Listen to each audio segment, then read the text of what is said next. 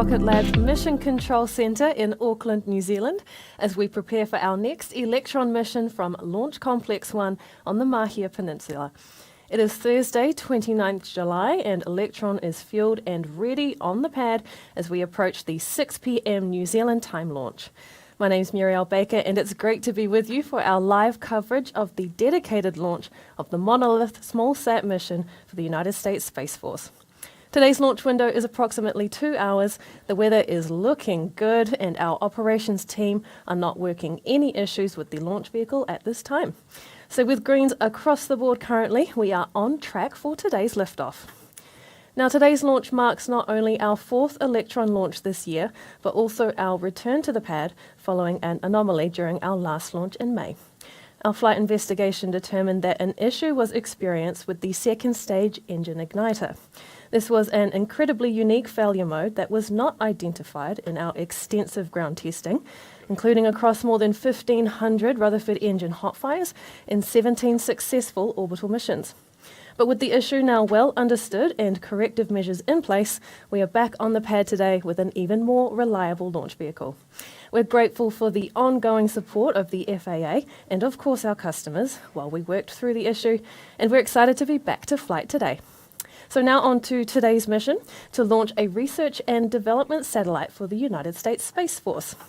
The satellite on board Electron today is called Monolith, and it has been designed to test how small spacecraft can support large deployable sensors.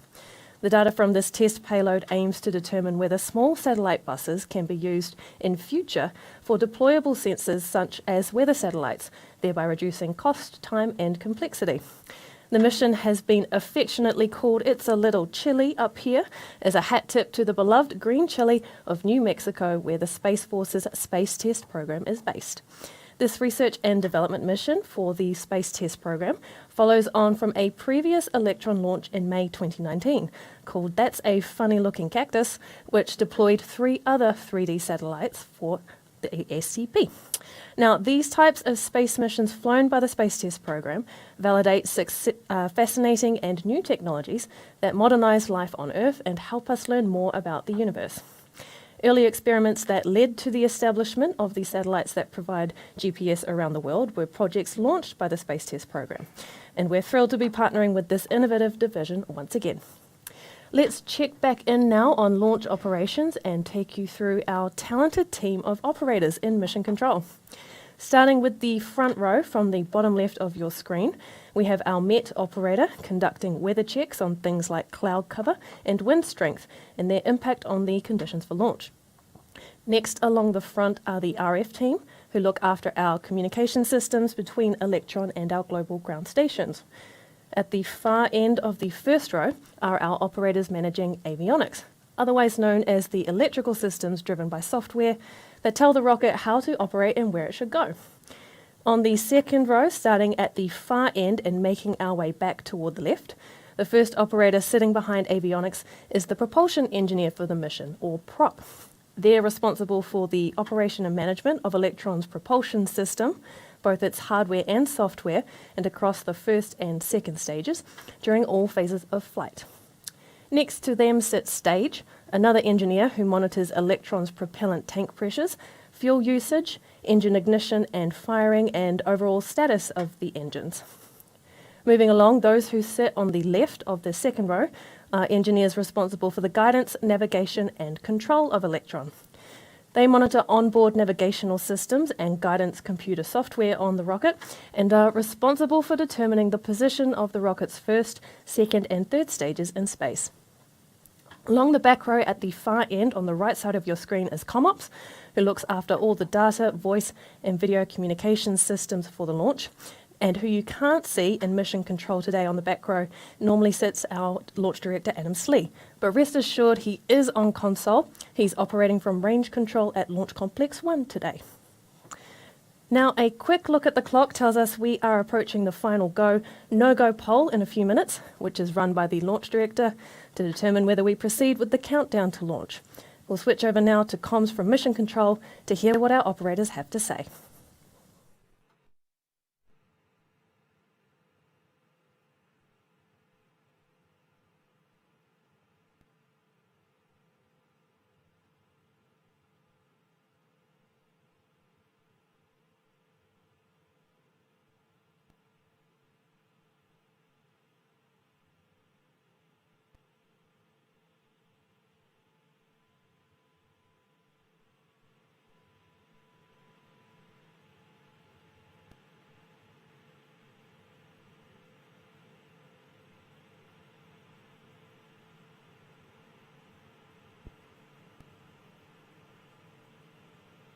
All stations LD on mission. We're about to proceed with the go-no-go sequence at this time. Stage, you go. Stages go. Avionics. Avionics is go. GNC. GNC is go. Recon. Recon is go. T1. T1 is go. GC. GC is go. PLS. PLS is go. RSO. RSO is go. MET. Met is go. MM. MM is go. LD sub. LD sub is go. Right, all stations go-no-go sequence is complete. We are currently T-minus 11 minutes and 18 seconds and counting. We'll go for terminal count starting at T-minus 10 minutes. From this time, the 3-word hold procedure is in effect.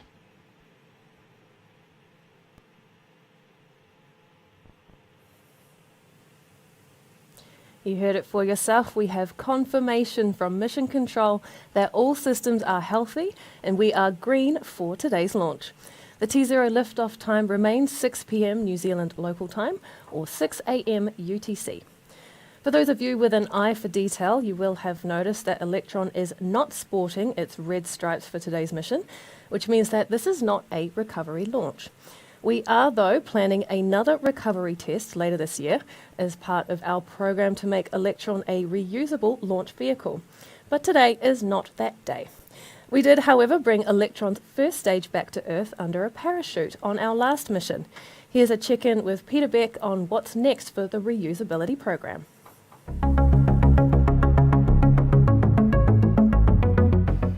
So the Rocket Lab reusability program now has built quite a lot of heritage. So we started off by just seeing if we could reorientate the stages and just bring them through the atmosphere with no parachute at all. And we did a couple of those and they were very successful. Then we started to actually do fully guided and also start using parachutes to slow the vehicle down. And we've done 2 of those in a row. So we did Flight 16 where we successfully splashed down the stage behind me in the ocean. And then more recently we just did Flight 20 where we made modifications to the stage and brought it back in even better condition. So the program is moving at breakneck speed and I think we're getting very, very close to bringing in the helicopters and actually seeing if we can pluck one of these things out of the sky. So we let the atmosphere do all the work. Now the challenging part of that is that because the atmosphere is doing all the work, then the rocket experiences some pretty tough environments. But we've been able to mitigate those environments through various thermal protection systems and ride a shockwave all the way through the Earth's atmosphere and tuck in behind it to keep nice and cool.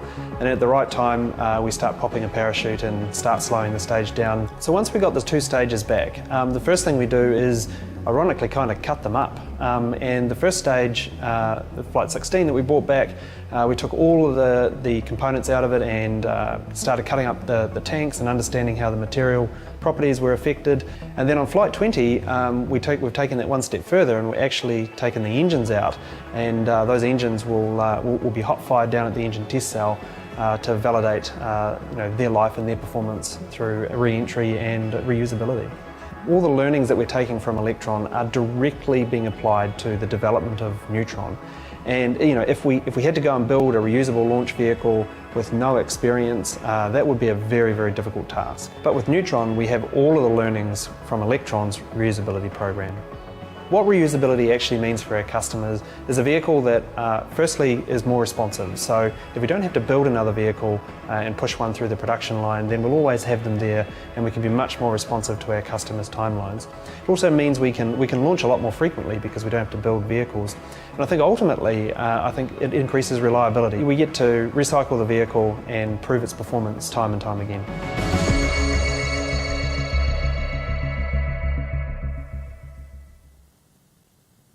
Now back safe and sound in our production complex, the team is applying what they learnt from that mission to our next recovery attempt later this year. As soon as we can, we'll let you know when that next one is taking place.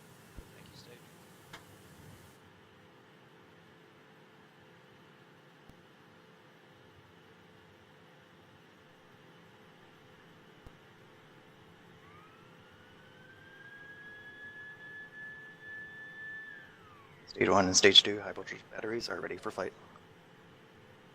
Copy avionics.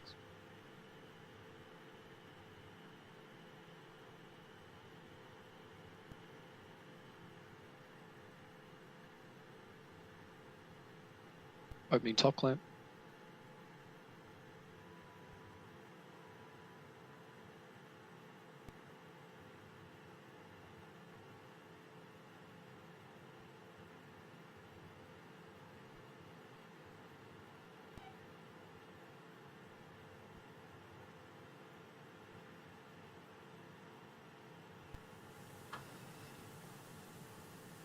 Looking further ahead and even beyond Earth's orbit, we have an exciting set of missions planned for our customizable satellite Photon.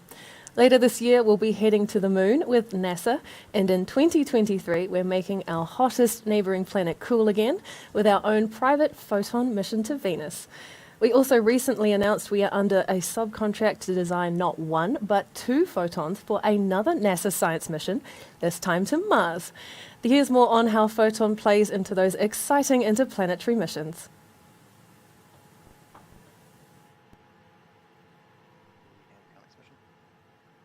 Avionics LD. Avionics terminal checks are complete. Thank you, Avionics. And please proceed with sequence. Photon will change the way that science is done by having more regular science missions that are more affordable, increasing opportunity for everyone.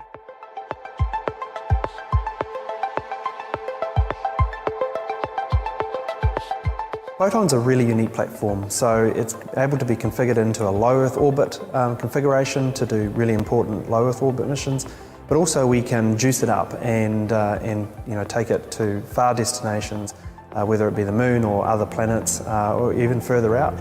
We have several planetary missions in development today. Later this year, we'll launch to the moon with NASA for the Capstone mission, which is the first launch of the Artemis program. Then we'll move on to Mars with 2 spacecraft for the NASA Escapade mission. And we've also announced a privately funded mission to Venus to search for life in the atmosphere. Oh, I love Venus the most, for sure. I mean, Mars is great and all, and the moon's pretty awesome, but Venus has the potential for life. And if we look at our near-Earth objects, I mean, Mars potentially had life, and who knows what we'll find there, but Venus is incredibly, understudied, and I think there's a tremendous amount to learn. And if you look at Venus and Earth, they are the 2 closest planets to each other, and Venus is just Earth gone really bad, so wouldn't it be good to go and take a look at that? Photon is a very flexible spacecraft. It's not designed as a standard or commodity bus. Every aspect of Photon is configurable for the mission, from the propellant tank sizing to the selection of engine or the communication systems. This allows us to meet the challenging requirements of these various different missions. So the secret to Photon doing planetary missions is the Hypercurie engine, a high-performance in-space engine that we have in development for the Capstone and Escapade missions. Beyond planetary missions, Photon will enable a range of capabilities, from single spacecraft to constellations, telecommunication satellites, remote sensing and weather, and even orbital transfer and maneuvering vehicles. But most exciting are the payloads we haven't even thought of. If you're a planetary scientist, I think Photon is kind of your ticket to all of the planets and into our solar system. No, I mean, we've got the trifecta in the near-Earth objects, but there's many, many more destinations that we can take it. So perhaps we should add an asteroid to the list.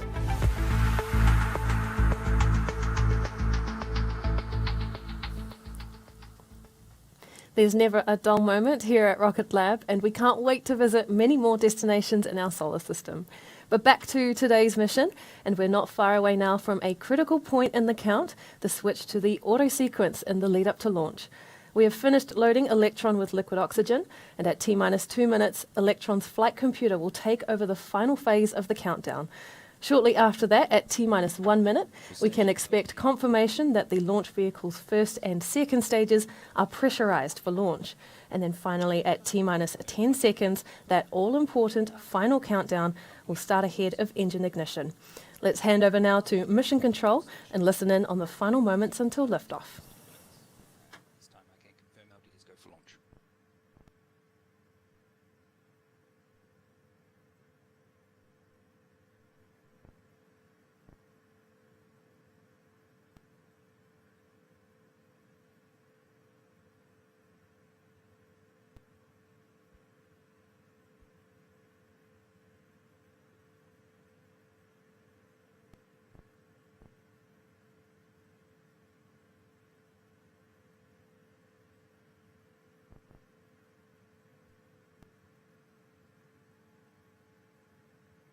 Vehicles on internal power.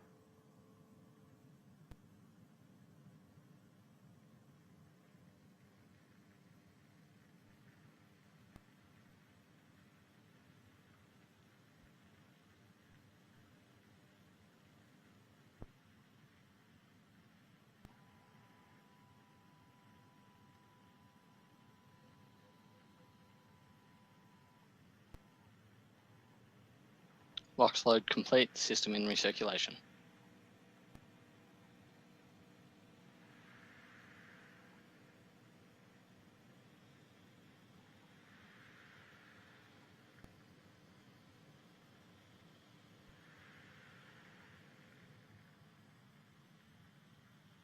Anti-geysering disabled.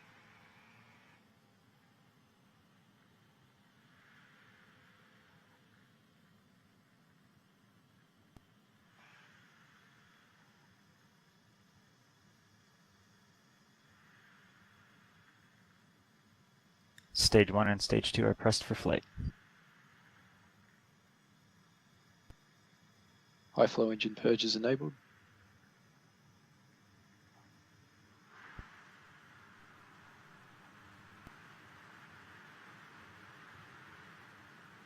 Deluge is activated.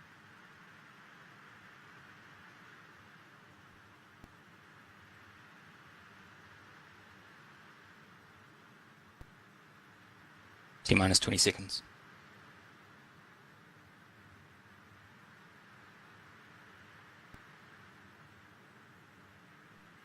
10, 9, 8, 7, 6, 5, 4, 3, 2. Lift off.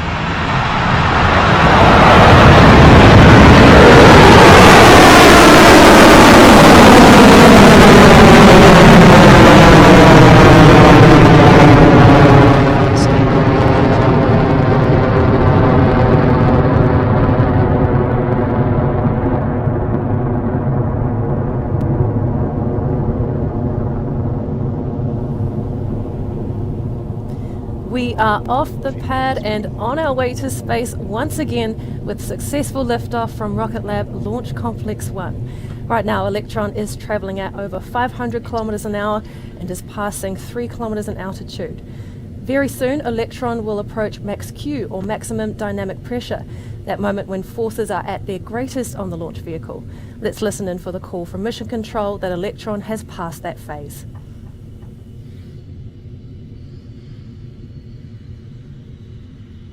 Vehicle is supersonic. Approaching max Q.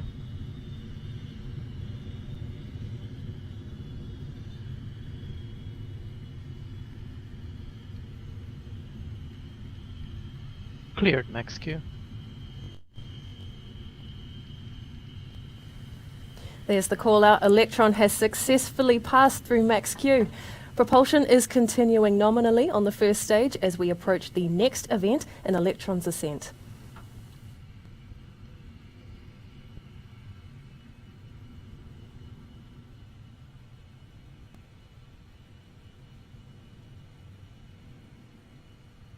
Altitude is 30 kilometers, speed is 1.3 kilometers per second.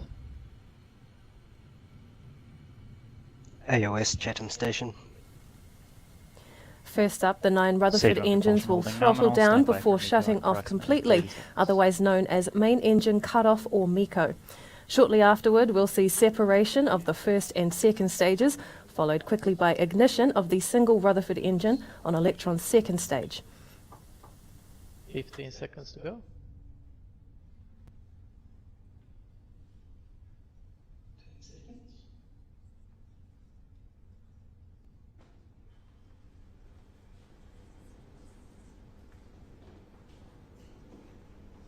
MECO confirmed.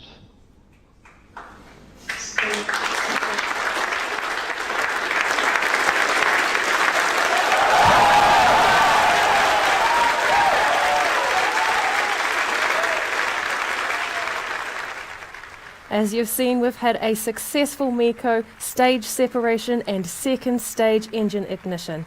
Next, we'll be coming up on fairing separation. This is when the two halves of Electron's fairing separate and fall away in preparation for payload deployment. Fairing jettison succeeded. And there it is, you saw a flash of it on your screen. The fairing has separated, clearing the way for payload deployment coming up in approximately 50 minutes from now. Meanwhile, stage 2 is continuing well to orbit, carrying the kick stage and the monolith satellite.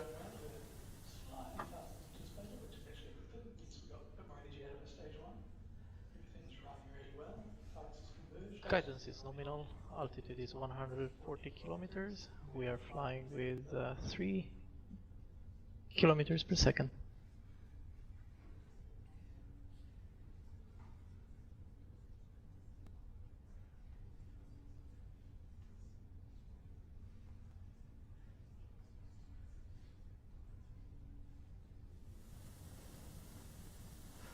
And we are looking at a healthy stage 2 burn at a few minutes and 4 minutes and 5 seconds into the mission.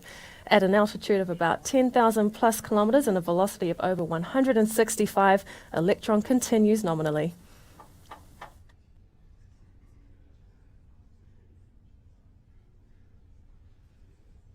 Stage 2 propulsion holding nominal. RCS is damping out the roll as well. We've got a little bit of torque coming in from the engine, which is to be expected. And so yourself and the RCS suppliers just to dampen that out. So the little saw waves on my screen is pretty nice. Space is looking beautiful this evening as our 21st Electron launch has successfully left the pad. We're in the middle of our stage 2 burn, taking us to an elliptical orbit, after which the kick stage will separate in preparation for payload deployment. All systems continue to look nominal.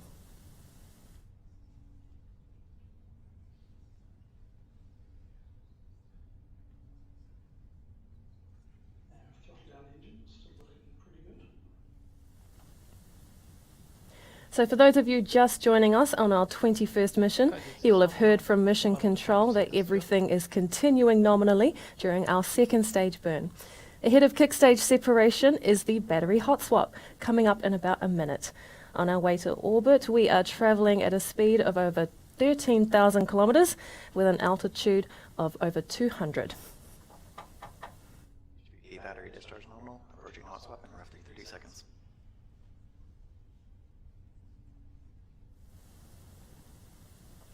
Now for one of the events of the launch events unique to Electron, the battery jettison. The fuel pumps in Electron's Rutherford engines are powered by batteries. But once those batteries are depleted, it's just added weight that we don't need to carry all the way to orbit. So we swap out the depleted batteries for a fresh new one to keep Electron's second stage going all the way. We call this maneuver battery hot swap, and it's coming up next. Confirmed. And there it goes. You will have just seen it falling away, meaning that battery hot looking swap has nominal. been completed. Around 2.5 minutes to go until the kick stage separates, setting us up for payload deployment later in the hour.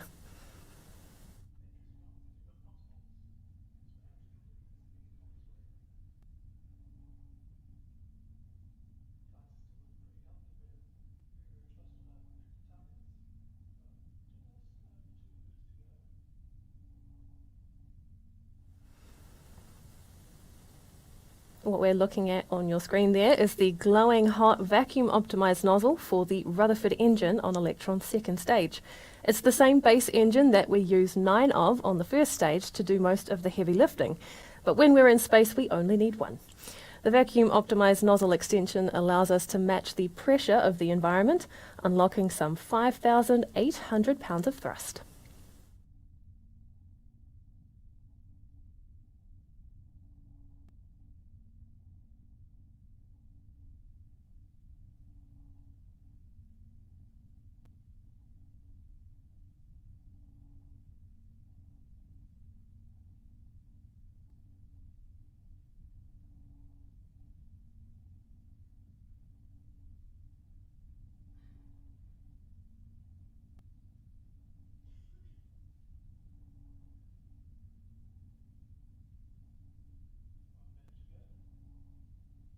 HVB battery discharged holding nominal.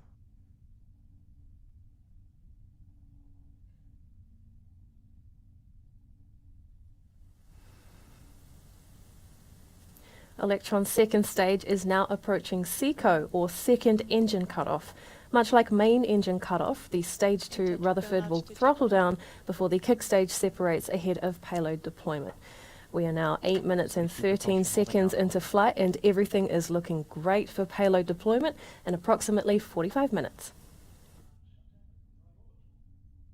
Guidance is in terminal, 20 seconds remaining.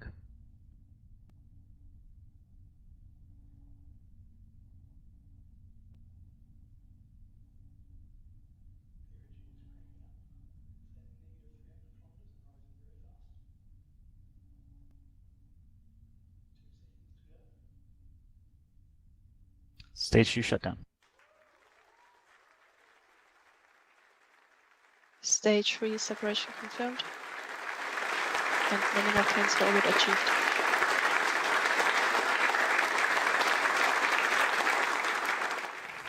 And that confirms Electron's second stage engine has shut down and the kick stage and second stage have separated. So the kick stage will now enter what we call a coasting phase while it's in an elliptical orbit before its Curie engine ignites to circularize the orbit ahead of payload deployment. Now, we won't have a live video feed from Electron of payload deployment on this mission, but we will stay with you on this webcast to bring you a simulated view of that happening. We'll take a bit of a break on the webcast now, but we'll be back with you closer to payload deployment to listen in on those final moments from mission control. Payload deployment is expected to take place at about T plus 52 minutes, so we'll see you back here then.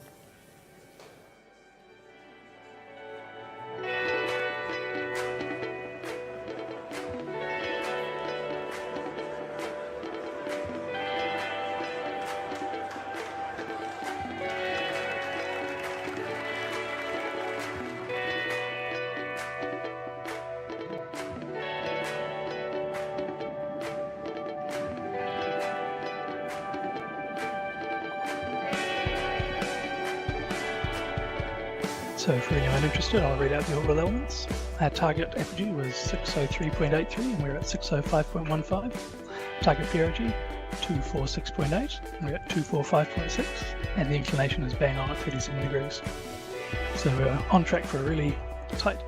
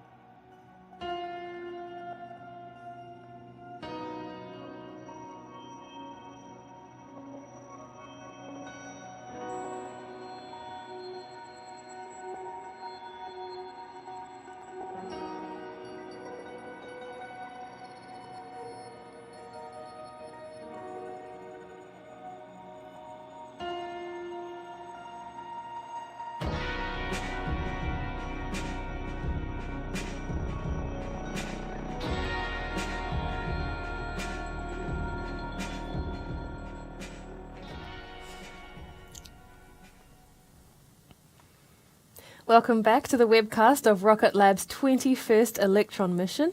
It's a little chilly up here.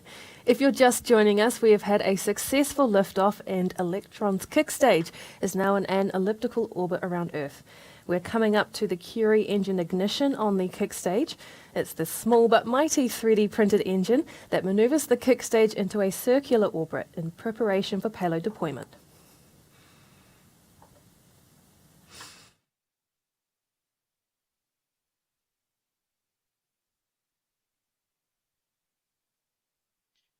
And Curie has started.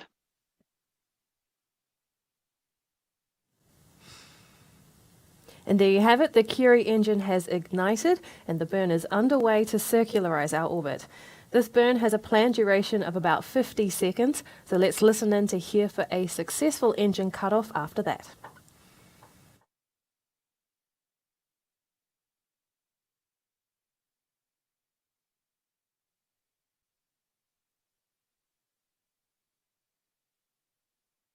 And stage 3 propulsion is nominal.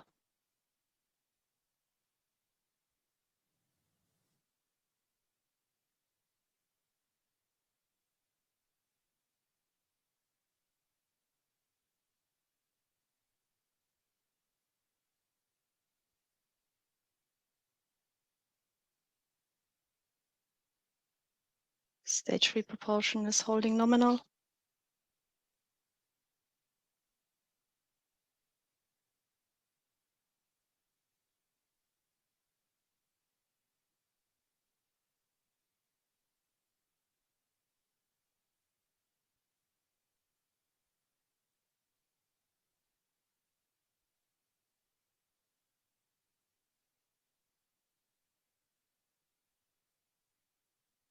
And Curie engine cutoff confirmed. And that is Curie engine cutoff. Next up is payload deployment of the Monolith satellite for the United States Space Force's Space Test Program. Let's listen in for confirmation. 600, perigee 600, inclination 36.997.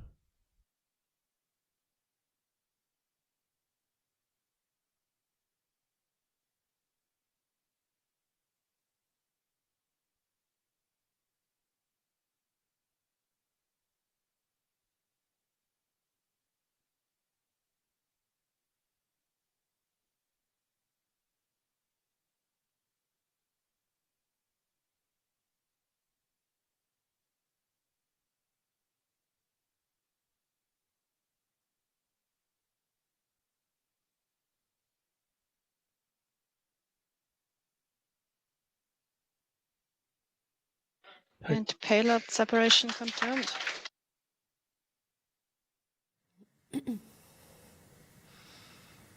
So there we have it. Welcome to your new home on orbit, Monolith. That completes our 21st Electron mission and officially brings the count of satellites deployed by Rocket Lab to 105. Congratulations and thank you to our customers at the United States Space Force and the Space Test Program. It's a privilege to be entrusted with deploying your spacecraft safely to orbit. So we've had a successful Electron launch today, but before long, this rocket's much larger sibling Neutron will be taken to the skies. Recently, we shared our plans to develop a 8-ton class launch vehicle tailored for constellation deployment and even capable of human spaceflight. Neutron will usher in a new era for Rocket Lab, supporting our big plans in low Earth orbit and far beyond to interplanetary destinations. And right now, we are hiring. We're currently recruiting talented individuals into the Neutron program across engineering and technical roles in both our US and New Zealand teams. It's an incredibly exciting time to join the team and be part of the next huge step for Rocket Lab. So if you think you've got what it takes to join a world-class team making an out-of-this-world launch vehicle, head to rocketlabusa.com. Before we sign off, though, a huge thank you to the many other teams that make missions like this possible, including the FAA, the New Zealand Space Agency, and of course, the entire Rocket Lab family. So, with 105 satellites successfully deployed to space, we're going to end today's webcast. Thank you for joining us, and we'll see you again very soon for the next Electron mission. This is Rocket Lab Mission Control, signing off.